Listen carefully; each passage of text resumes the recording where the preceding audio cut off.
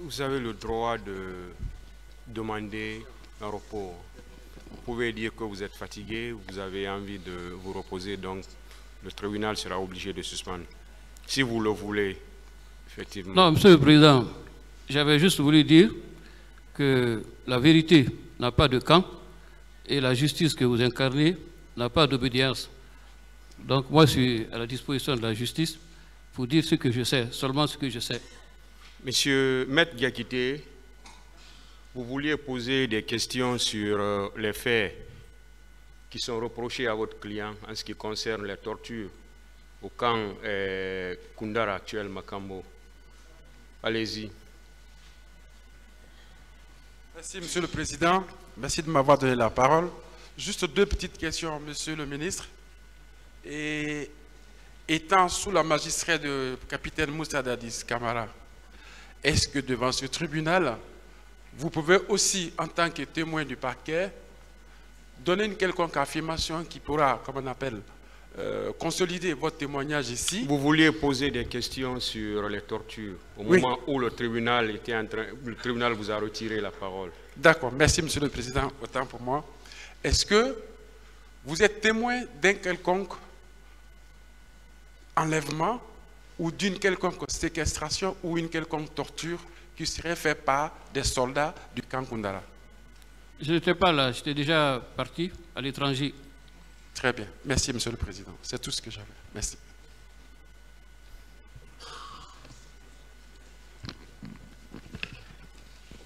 Merci, Monsieur le Président. S'il vous plaît, Maître.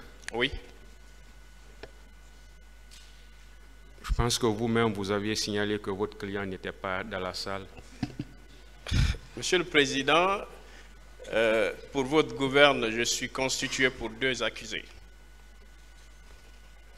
Bon, c'est ce que je vous rappelle parce que vous aviez dit que votre client n'était pas dans la salle. C'est l'un de mes clients.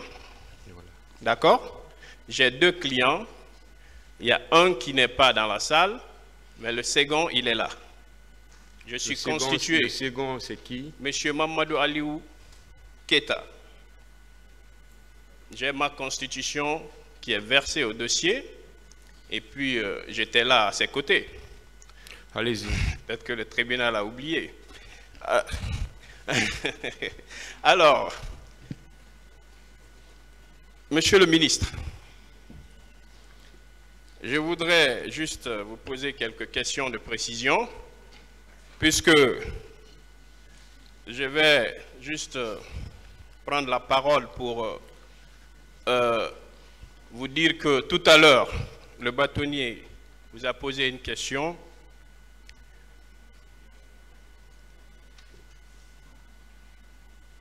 Tout en vous rappelant que vous êtes ici en qualité de témoin du ministère public.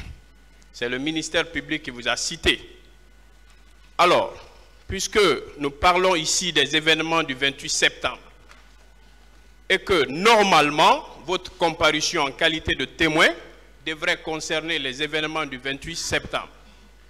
Alors, Monsieur le ministre, étiez-vous au stade du 28 septembre 2009?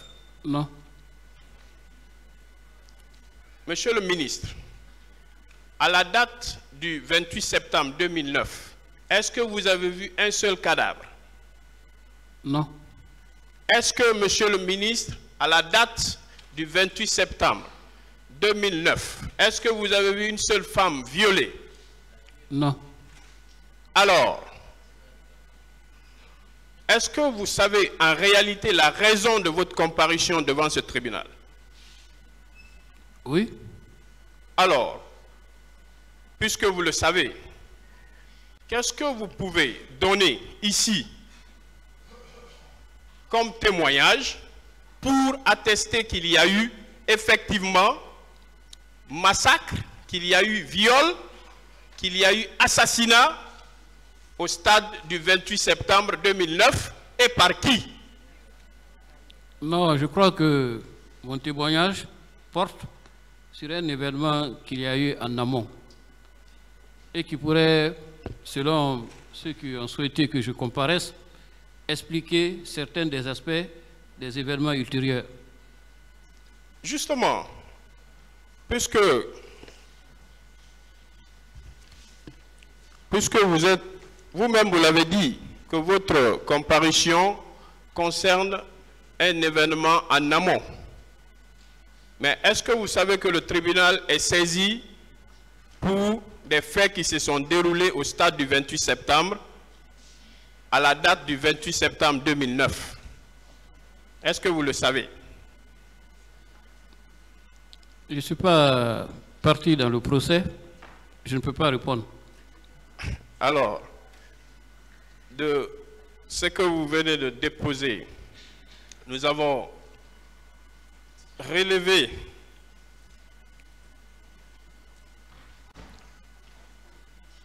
qu'à la date,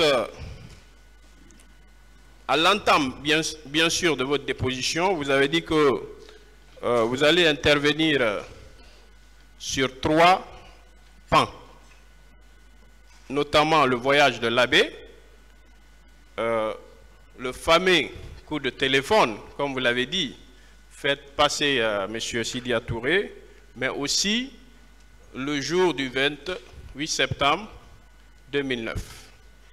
Et effectivement, vous avez rappelé tous ces aspects. Et ici, dans cette même salle, vous êtes venu confirmer quand même les propos de certains accusés qui sont dans ce box. Alors,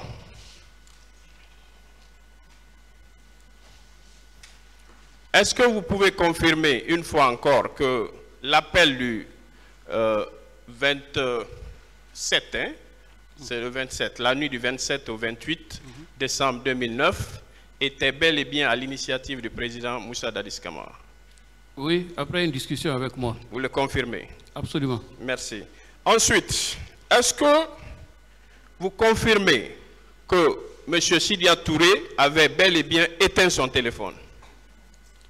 Après 2 interruptions, son téléphone était éteint. Était éteint. Alors, vu que vous l'avez appelé avant minuit ou un peu après minuit, vous l'avez dit ici dans cette salle, mais vous êtes parvenu quand même à l'avoir par 2 fois avant que la conversation ne s'interrompe. Alors, est-ce que, à votre avis, en tant qu'homme d'État, pétri d'expérience, est-ce que si M. Sidia Touré avait la volonté ce jour de joindre ses collègues des partis politiques, à votre avis, est-ce qu'il n'allait pas pouvoir le faire? Parce que vous l'avez quand même eu au téléphone. À propos de l'heure tardive, je dois dire que ce n'était étonnant pour personne à cette époque d'être appelé ou reçu aussi tard. C'était même une habitude, une règle qui était établie, parce qu'en dehors de l'appel spécifique, il leur arrivait de rendre visite au capitaine à ces heures pareilles, sinon parfois bien au-delà. Donc il n'y avait rien d'insolite et d'inhabituel par rapport aux mœurs et aux pratiques qui avaient cours à l'époque. D'accord. Donc, vous savez pourquoi j'ai posé cette question? Puisque M. Sidia Touré, dans son procès verbal, indique que vous l'avez appelé tard et qu'il n'avait aucune possibilité en ce moment de joindre les autres pour, si vous voulez, faire annuler la manifestation qui était projetée. Est-ce qu'à votre... C'est pourquoi je vous ai demandé, à votre avis, est-ce que cela tient, cet argument? Comme je l'ai dit, à cette époque, tous étaient appelés et reçus à des heures tardives de la nuit, et ça ne semblait déranger personne à cette époque-là. Aussi bien ceux qui travaillaient avec le capitaine Dadis que ses visiteurs, y compris les leaders politiques. Ça, je peux le dire avec certitude, parce que j'ai été témoin de la rencontre de beaucoup d'entre eux avec le capitaine Moussa Dadis. Parfois, comme cette nuit-là, c'est moi-même qui les appelais, parce que c'était un rôle que je jouais auprès du capitaine Dadis, d'appeler pour lui, à l'occasion, certains des acteurs de la vie nationale. Alors, est-ce que, à votre avis, cette attitude du président de l'UFR n'est pas la preuve